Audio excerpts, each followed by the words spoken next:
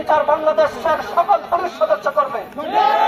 বৈষম্যমুক্ত Bangladesh police গঠনে 11 দফা দাবিতে কর্মবিরতি রেখে সিরাজগঞ্জে বিক্ষোভ কর্মসূচি পালন করেছেন পুলিশ সদস্যরা।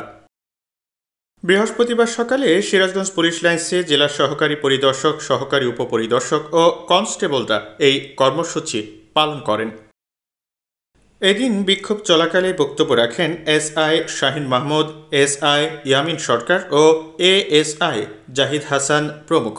যতক্ষণ পর্যন্ত এই দাবি দাওয়াগুলো সুষ্ঠুভাবে বাস্তবায়ন না হবে ততক্ষণ পর্যন্ত সারা বাংলাদেশের ন্যায় সিরাজগঞ্জ জেলা পুলিশ লাইন তথা সিরাজগঞ্জের সকল পুলিশ সদস্য এই কর্মবিরতি অব্যাহত রাখবে। পুলিশের সেবা থেকে বিরত আছি, শুধু আমাদের নিজস্ব থানা যে ভবনটি এটি সুরক্ষা করার জন্য আমরা পুলিশ সদস্য যারা এটা ব্যক্তিগতভাবে আমাদের নিজস্ব সম্পদ এটি রক্ষা করার জন্য উইদাউট অস্ত্রবিহীন উইদাউট কমান্ডবিহীন কোন সিনিয়র অফিসারদের কমান্ড না, আমরা নিজস্বভাবে দায়িত্ব নিয়ে এটি